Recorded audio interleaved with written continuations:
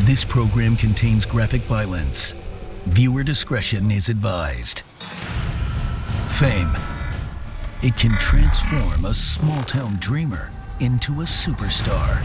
Some people make it, and others die trying. Their dreams interrupted.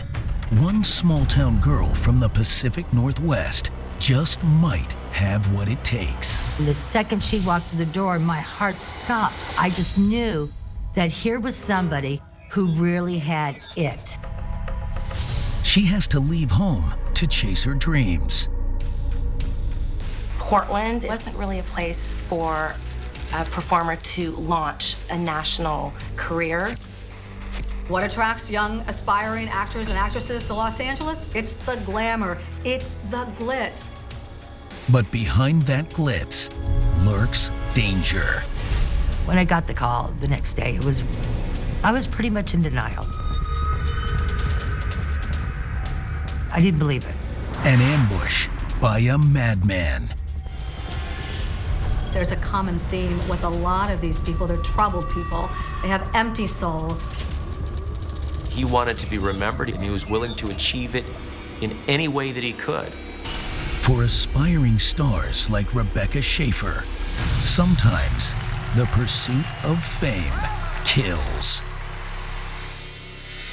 In Hollywood, the only things brighter than the spotlights at a movie premiere are the stars in the eyes of the pretty young actresses hoping to be famous. Very few have what it takes to make it. One who does is 21-year-old Rebecca Schaeffer. She's a small-town girl from Oregon. Rebecca was from the most amazing family. When you think about the ideal parents, that would be Benson and Dana. So loving, so wonderful, and this was their only child. She had a very normal childhood. Rebecca Schaeffer had some special thing. Her smile was to die for. Her big brown eyes were absolutely glorious. But she had a spirit to her. She had a sweetness to her. She had these dimples. She just had this sweet girl next door vibe. The girl next door, brimming with potential and big Hollywood plans. Everybody wants fame. Everybody wants to be recognized, you know? That's just, it's a dream. By 1989, she's inching closer to that improbable dream. What they saw in Hollywood was that special energy about her, that effervescence that just jumped off the screen. As an actress, she's ready to break out. Something big was potentially about to happen. Francis Ford Coppola wanted to talk to her about a role in Godfather III. She's thinking, this could be my big break. Francis Ford Coppola, Godfather III. She wasn't going to a casting director, she was actually meeting with Francis Ford Coppola himself. And she was very excited about that. She's waiting for a courier to drop off a copy of the Godfather III script so she can prepare. She has no idea danger is lurking outside. At 10:15 a.m., maybe it's the courier with the script. But maybe it's not. One thing's for sure.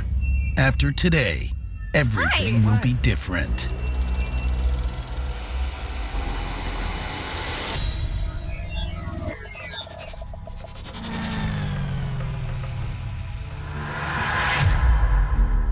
As a kid in Oregon, fame was not the first thing on Rebecca's mind. There was an innocence about growing up in Oregon during that time. It was a safe place. We could ride our bikes. We could go from one house to another. We trusted our teachers. We trusted our parents. We trusted strangers. She's the only daughter of a psychologist dad and a writer mom. Rebecca really captured an innocence. I just think of her as being very classically beautiful and a very beautiful person inside and outside. Believe it or not, Rebecca initially had plans to become a rabbi. A very noble profession, no doubt, but she was constantly told about her beauty. She heard it all the time. Who could deny it? So she decided at a very early age that she was going to see where she could take that. she decides to get herself an agent. I owned an agency in Portland, Oregon, and we had models as well as actors, but there are so few people that have it. And I've been asked to describe what it is, and it's not something you can describe. It's something that you just see when they walk into a room and they fill the room. Like Rebecca, you know, I mean, the second she walked through the door, my heart stopped. I just fell in love with her. She filled the room with her effervescence and just her energy, and she was so adorable. I just knew that here was somebody who really had it. She started out as a teen model, and she was just so beautiful and fresh-faced. She did commercials around town. I saw Rebecca on a couple of go-sees for print work. We were both primarily running into each other for catalog work, for statewide chain stores. She was humble, sweet, very well liked by everybody. She wasn't a show-off in any way. She was just very quiet, sincere. The modeling is a stepping stone to her real dream, acting. She's cast as background on Quarterback Princess, a TV movie shooting in Portland, starring Helen Hunt, who exploded to fame on Mad About You. It's just an extra role, and it wasn't much. It didn't pay hardly anything, but she was so excited to have that because you always think, this is my break. Somebody's gonna see me. But fame can be very fickle, and nobody really sees her. If she wants to make it big, she'll have to leave Oregon. When I think of Portland in the 80s, I think of it as being a little homespun. It wasn't really a place for a performer to launch a national career. We had an opportunity to send her to New York to go to the Fame School. Rebecca's parents, Dan and Benson, Rebecca and I, we went out to dinner to discuss the potential for her to move to New York. I was nervous because she was young, she was 16, and New York's a big city, and Rebecca was a very trusting young lady who was just very open with people, and I worried about her. But her parents know she can handle the challenge, and for Rebecca, it's a chance to follow the dream of a lifetime. To move to a place like New York City would take very strong and supportive and loving parents. So I give her parents a lot of credit for letting their only child make that move. In the Big Apple, she's awestruck. New York City, from an Oregonian's perspective, is like a foreign country. It's big, it's booming, it's a 180 from where Rebecca and I were from. Rebecca had a lot of courage and a lot of drive. And I think Rebecca was very dedicated to what she wanted to do. To stretch her cash, she moves into an apartment with other aspiring actresses. 6 roommates in a 2-bedroom apartment. You eat cheap, you live as cheaply as you can, you cut corners where you can, because nobody's got a lot of money. If you're not willing to make that sacrifice, and if you just expect it to happen overnight or that you deserve it, it ain't gonna happen. Rebecca was a person who looked at life glass half full. So while there were struggles, I think she anticipated those struggles. I don't think she for a minute thought it was all gonna happen overnight, that this was a process. She starts to book modeling gigs for magazines like 17. She'd been in Portland magazines, but a coveted magazine like 17, that was pretty big. That was pretty big stuff there. As a teenager, 17 magazine was everything, and that was our Vogue. It was amazing. I was so proud of Rebecca. Small town girl, makes it big. She loves the thrill the early steps to fame can bring, but her modeling career hits a ceiling. She was very tiny and wasn't tall enough or leggy enough to be a fashion model or a runway model. But there was something about her, I go, she's so watchable, that this is somebody who could have a career in film and television. And I sat her down one day and I said, Rebecca, have you ever thought about acting? And her eyes lit up. And she says, I think I'd really like that. While finishing high school, she begins taking classes and going on auditions. Once you're bit by the acting bug, it's fatal. There's just no coming out of that. It's a dream that you're going to chase. She catches a piece of that dream when she lands a small role on the soap Guiding Light. Then, a longer-running spot on One Life to Live. It's a big deal. Suddenly, she's in everybody's living room. It was very unusual for her to start so quickly and to get as much as she did, because actors struggle sometimes for years before anything happens. Early success does not guarantee constant work. Rebecca was doing really good, but then things kind of dry up, and New York is a very expensive place to live. So even doing a little bit of work here and there doesn't really cover all the bills. And so things were getting very, very tight. And when you're not doing so well, New York can become awfully frosty. You don't have money, I don't have money, I haven't had any gigs recently. We're gonna get kicked out. You have to remember the realities of everyone scrambling to get to the top. They'll kick you with their left foot and kick you with their right to get over the top of you. It can be brutal. I'm sure there were times of loneliness. I'm sure that there were times of fear, the not knowing, and also feeling so far away from home. It was probably the lowest point in her career. Then she lands a big audition for a new sitcom starring Pam Dauber, who had just been in the hit series Mork and Mindy with Robin Williams.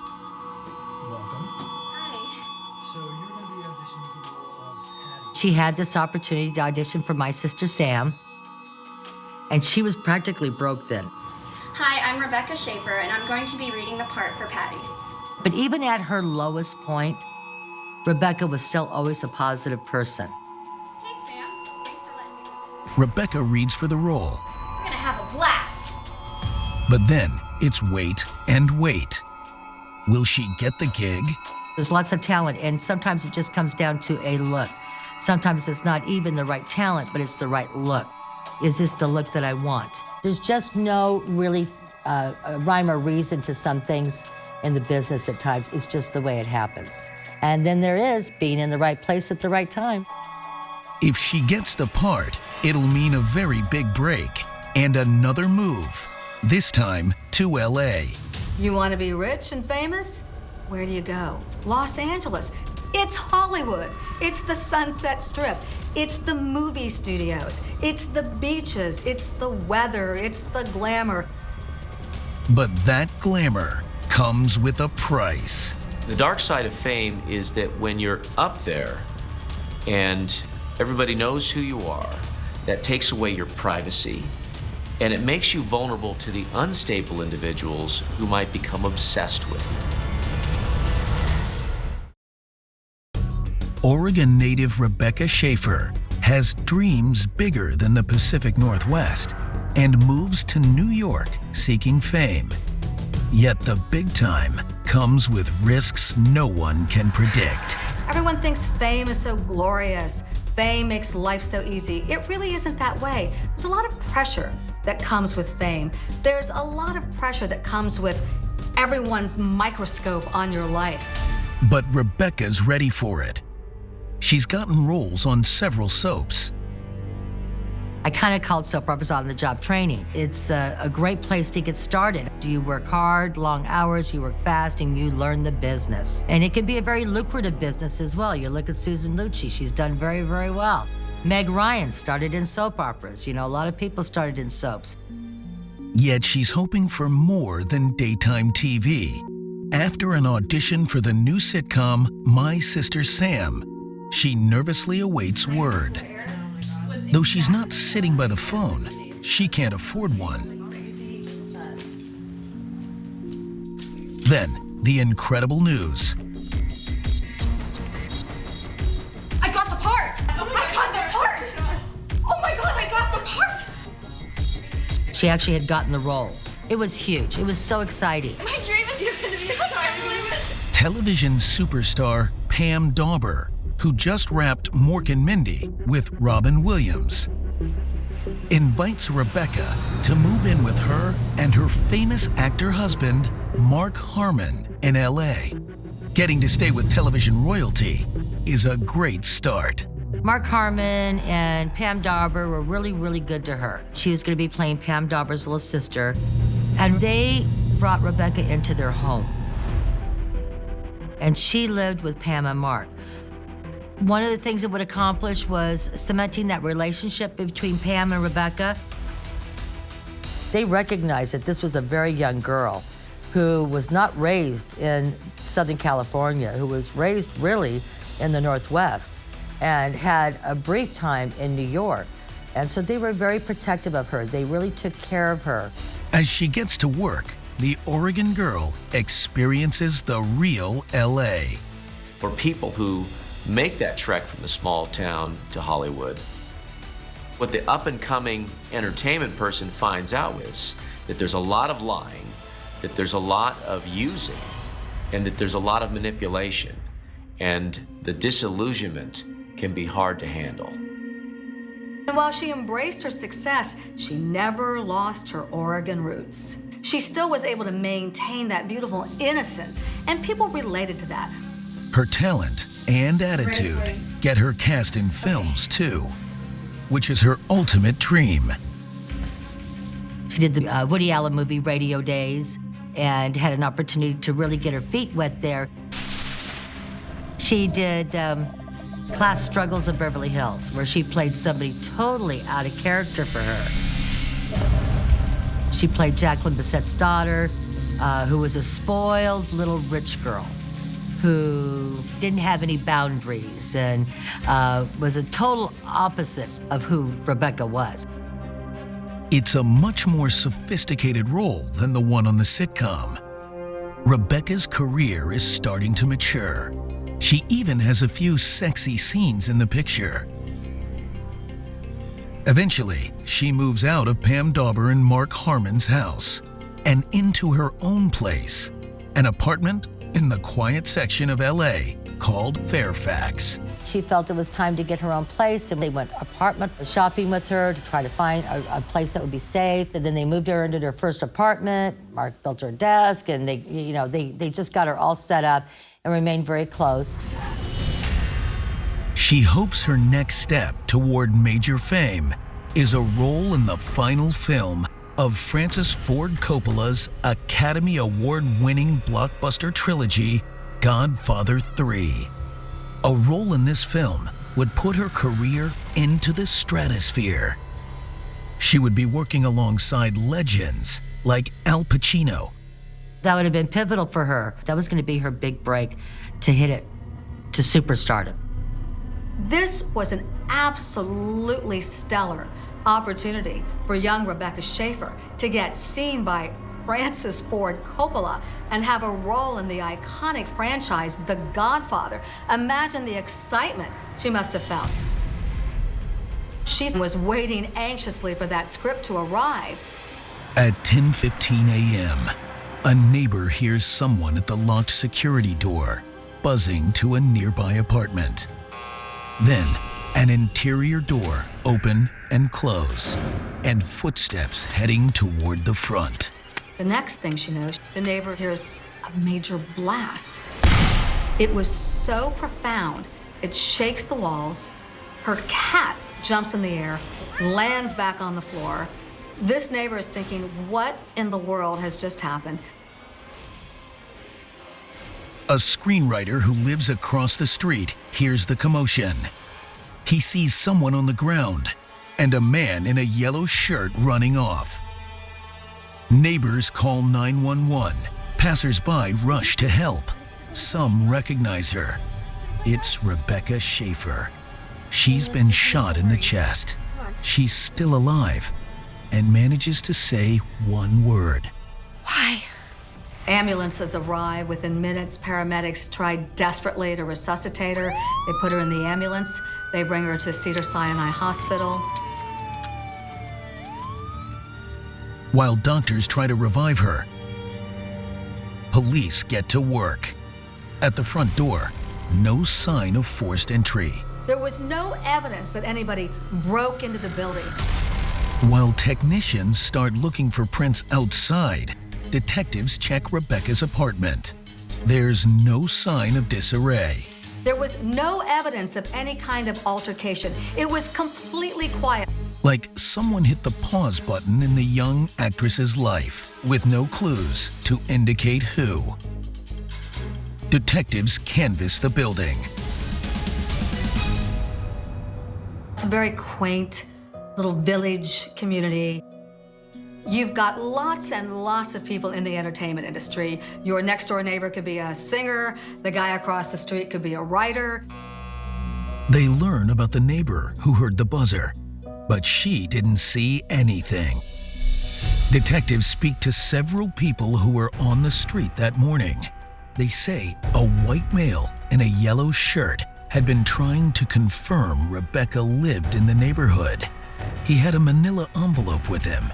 Inside this envelope was an 8x10 photograph of Rebecca Schaeffer, and he was inquiring as to where she lived. He was asking neighbors, he was asking cab drivers. He was hell-bent on finding Rebecca Schaeffer's home. No one can ID him. Across the street, police also talked to the screenwriter who saw a guy in a yellow shirt. He didn't get a good look at the man's face. Rebecca opened the door for him. It's very sensible to assume that perhaps Rebecca knew the person when she opened the door.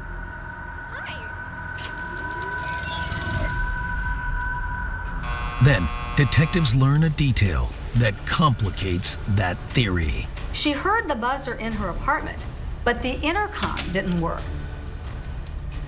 So while she could hear the buzzer, she couldn't press the button and say, "Who is it?" If she hears the buzzer and she's waiting for a script, she's coming downstairs to open that door. While actress Rebecca Schaeffer is not yet a household name, her career is on a steady ascent. From small-town modeling in Portland, to soaps in New York, to primetime TV and film in Hollywood. I got the part.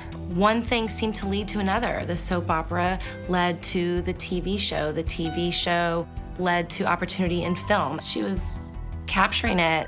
But then, on the day she's supposed to audition for Francis Ford Coppola for a role in his upcoming film Godfather III, she's gunned down in front of her apartment. LAPD forensics technicians find no physical evidence at the crime scene that might help identify the shooter. And unfortunately, the building has no security cameras to capture footage of the gunman or any car he might have driven.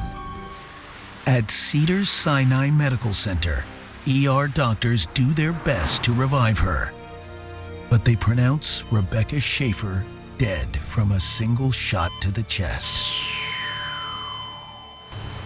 Crime scene techs found no ejected shell casings, so the gun was likely a revolver.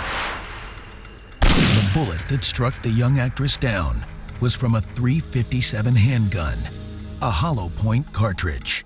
Hollow points are designed to expand upon entering a body, to do more damage. Anyone using them has one goal: to kill instantly. He knew what he was going to do. He was planning on obtaining his prey. And that was what his mission was, and he wasn't going to stop. Homicide detectives have to make that most difficult call: notifying Rebecca's family. News of the actress's death spreads quickly. An agent in New York called me to say, "Nanette, I'm so sorry." And I go, "What are you talking about?"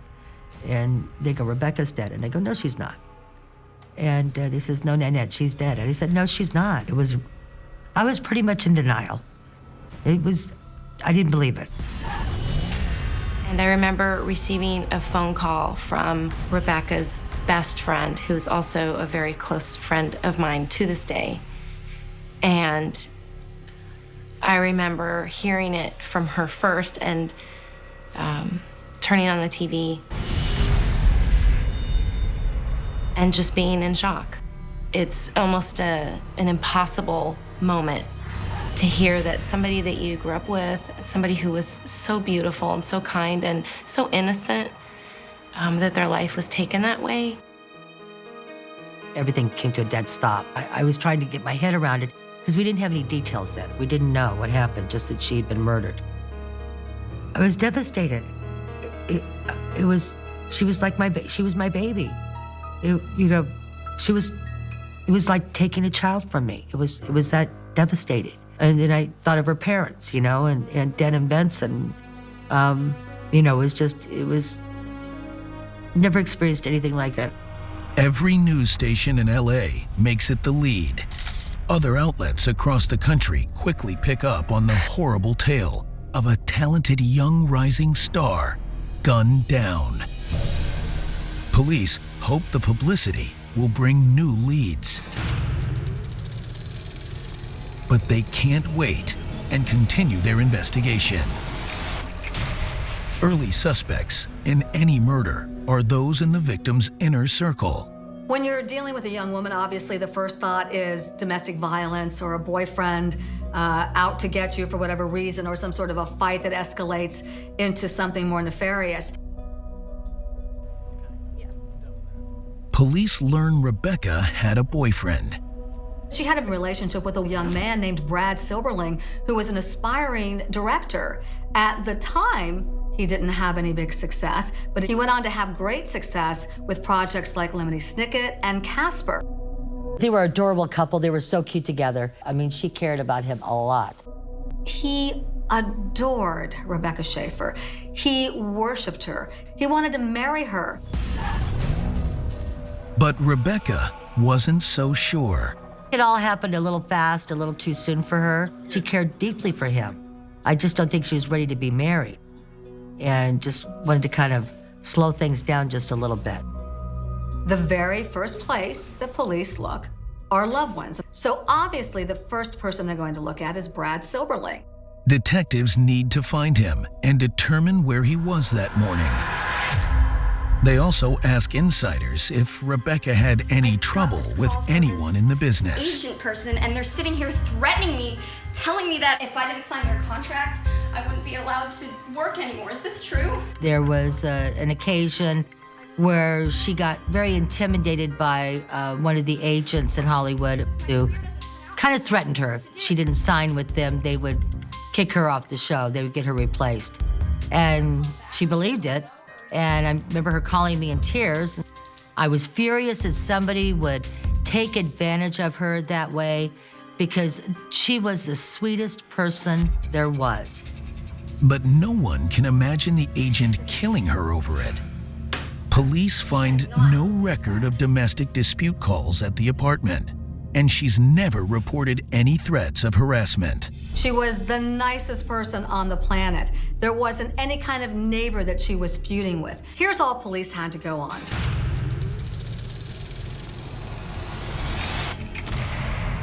A man between 5'7" and 6 feet tall, brown hair, a long sleeve yellow shirt, denim jeans. He was asking passersby about Rebecca.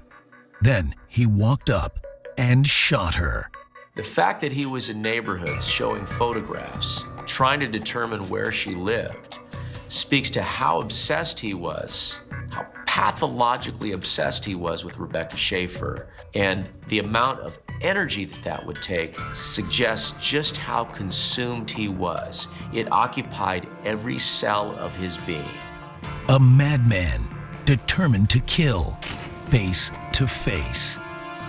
Rebecca Schaeffer was shot right in the chest at close range. That suggests a ton of anger and rage that he would be willing to do such a violent crime up so close and personal. Most murdered women are killed by their spouse or lover, so detectives track down and question Rebecca's boyfriend. When police interviewed Brad Silberling, what they got from him was an absolute sincere love and affection for Rebecca Schaeffer. He told them that he loved her, that he wanted to marry her. He has a solid alibi. He is completely innocent and heartbroken at the loss of his love. It seems no one in her inner circle was involved.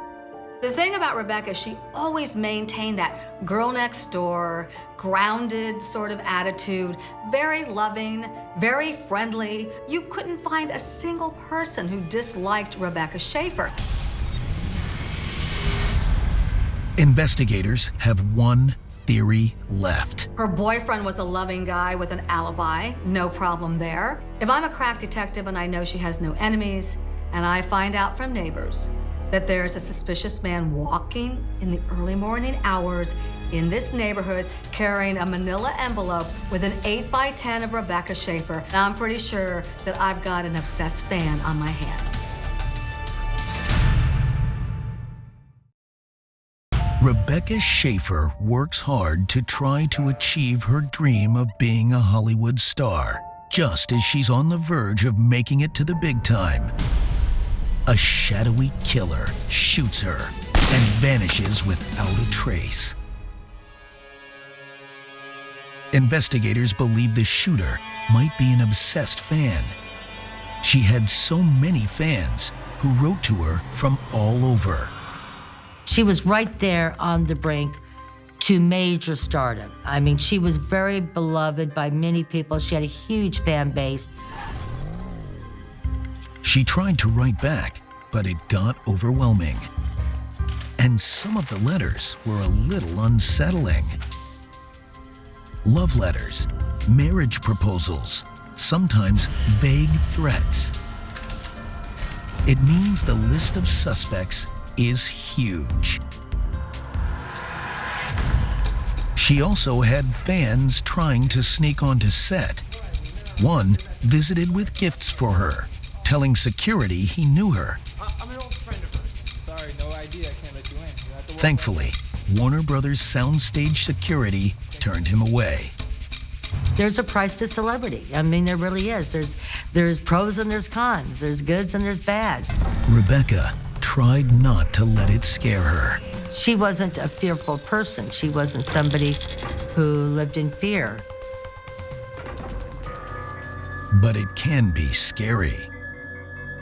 The difference between a fan and a stalker is that the fan will simply be super interested in what the celebrity is doing, may want to be part of a fan club, ask for some photographs, and that's pretty much it. The crossover from fan to dangerously obsessed stalker is when they start to believe they actually have a relationship with the celebrity. They may come to believe that they have a special destiny with this person and that they're entitled to pursue and that they're driven to do so. I've covered enough celebrity stalking cases to know that there's a common theme with a lot of these people. They're troubled people. They have empty souls, and they're looking somehow to latch on to something that gives them personal meaning. And who better to do that through but a celebrity whose name is in lights, and they can sort of vicariously live through that fame and fortune. But who is he? And where? He's going to have evidence of his obsession in his life space. And when stalkers have the videos and the photographs, it's so they can watch them, look at them, and fantasize. And it's part of their obsessive nature to retain these items and replay them over and over again as they imagine themselves connected and attached to the victim, and in worst case scenarios, put together situations in which they are doing harm to their victim.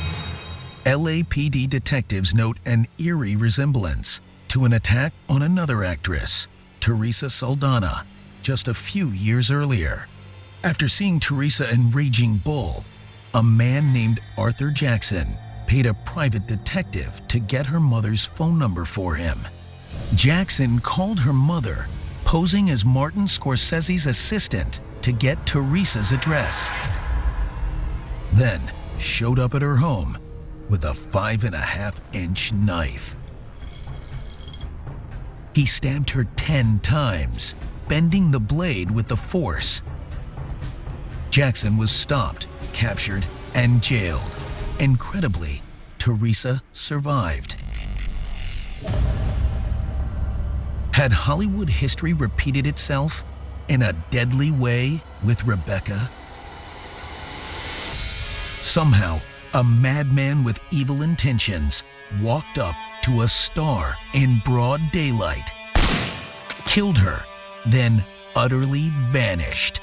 Investigators have no viable leads. There were no warnings from anyone that anyone had been stalking her. They really were starting from ground zero with nothing. Then, the morning after the murder, LAPD detectives get a call that starts to crack the case wide open. A woman in Tennessee says she's seen the news and thinks she knows who the gunman is. I think it's my brother, Robert Bardo. She says Bardo is 19 years old and lives in Tucson, Arizona.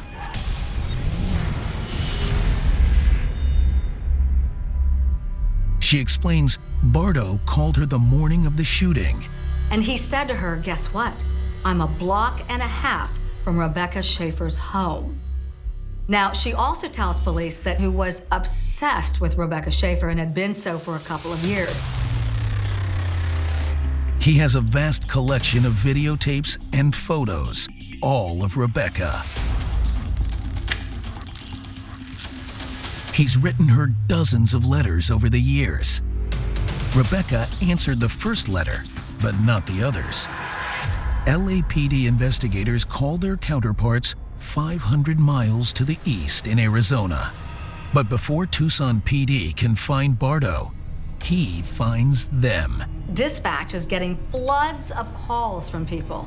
There's a crazy guy running in and out of traffic on a major freeway in Tucson, Arizona. It was puzzling. It almost seemed like this particular person wanted to die.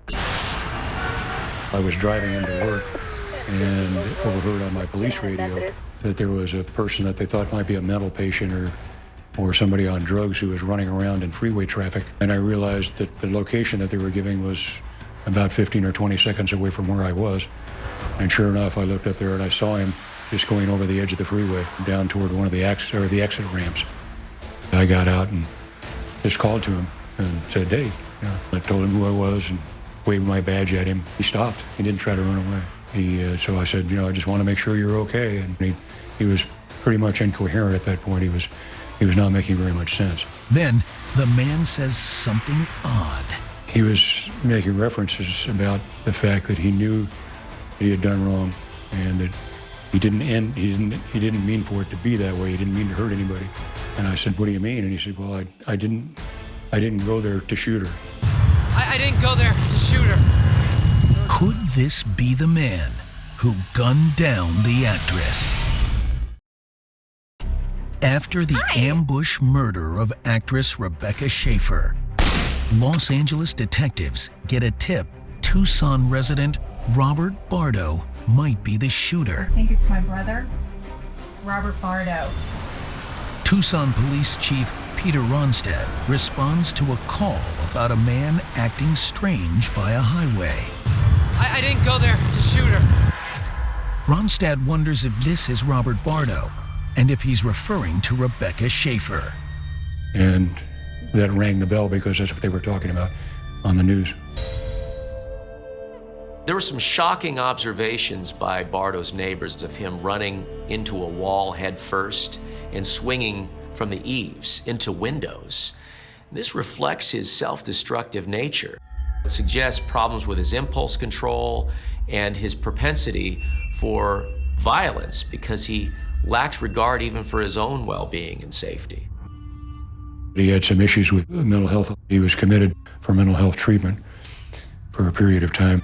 Tucson police take him into custody and confirm it's Robert Bardo.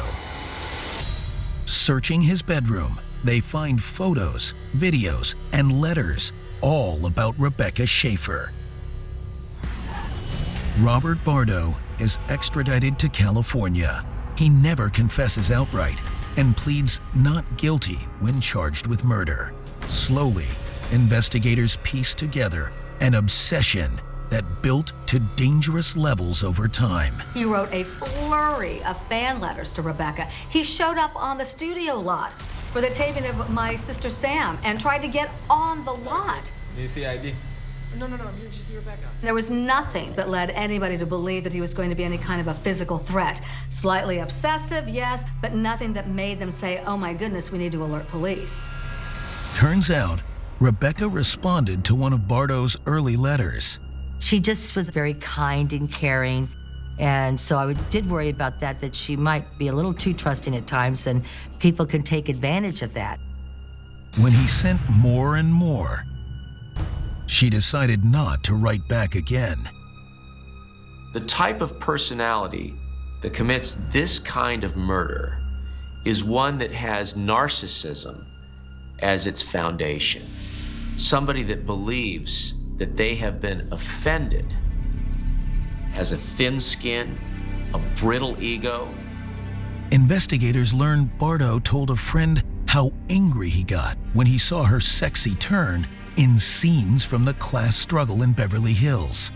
In Bardo's mind, in his narcissistic mind, he's got this idealized, grandiose relationship that he's fantasized that he's having with Rebecca Schaeffer.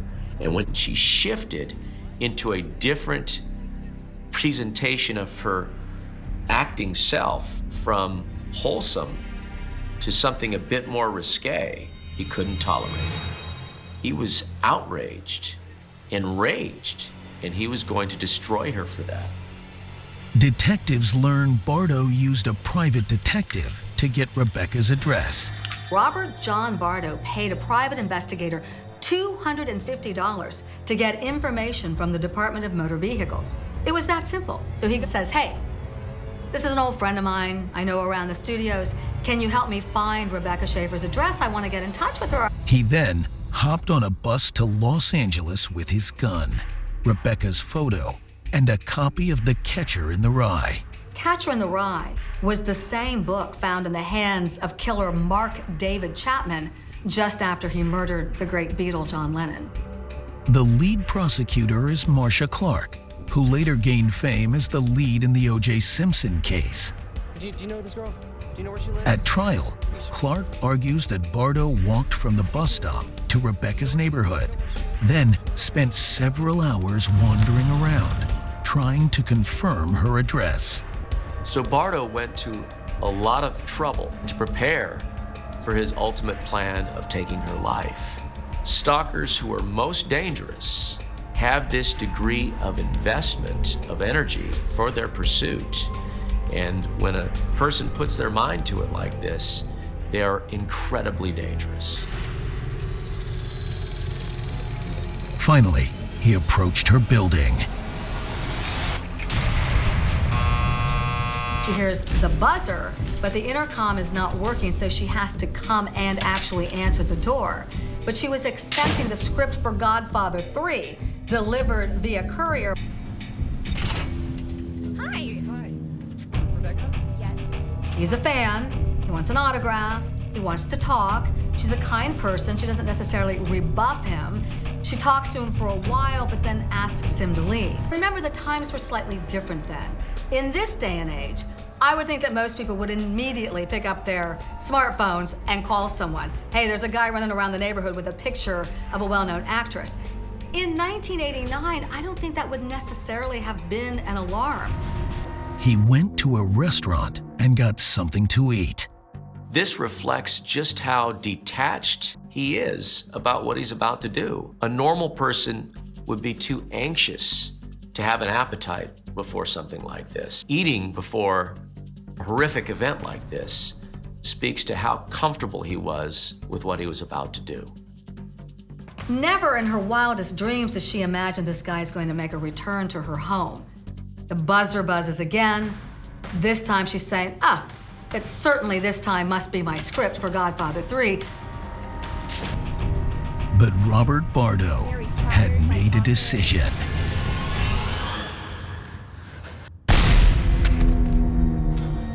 Investigators search nearby rooftops and eventually find the bloodied yellow shirt, an empty gun holster, and the copy of The Catcher in the Rye. He must have discarded them as he fled. The murder weapon is never found. He jumped on a bus back to Tucson and was out of LA within hours of the killing. Robert Bardo did not have a jury. He waived his right to a jury. It's a very unusual tactic, but he did it. What happened was he was sentenced to life without parole.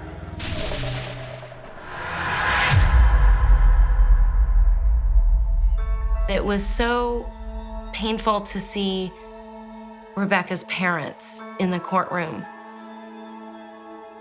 and to know that they were there because of their daughter and their loss and how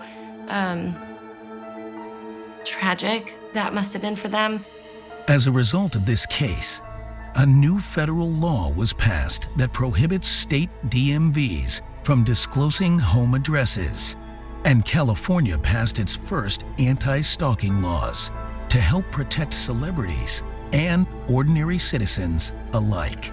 So it was a turning point and a sad one in a way that her death had to be the single pivotal moment to change the law. But I'm glad that it did something in a positive way. Rebecca's boyfriend at the time, Brad Silberling, goes on to direct many feature films, including one very personal film. He took Rebecca's death very hard.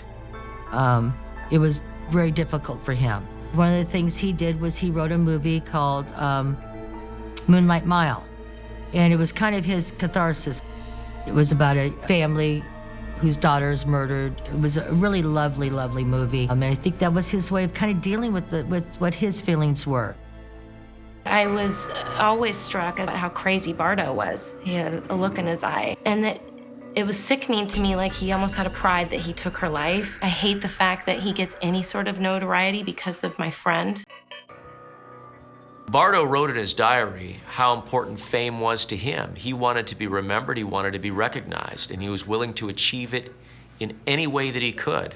And ultimately, he knew that if he took her life, he would forever be remembered as the assassin who killed Rebecca Schaeffer. This is what I call fame without achievement. It's a cheater's way to be remembered, and it speaks to his narcissistic yearnings, his narcissistic needs. I don't know if justice has really been served because Rebecca's not here. My friend is gone. It's not fair.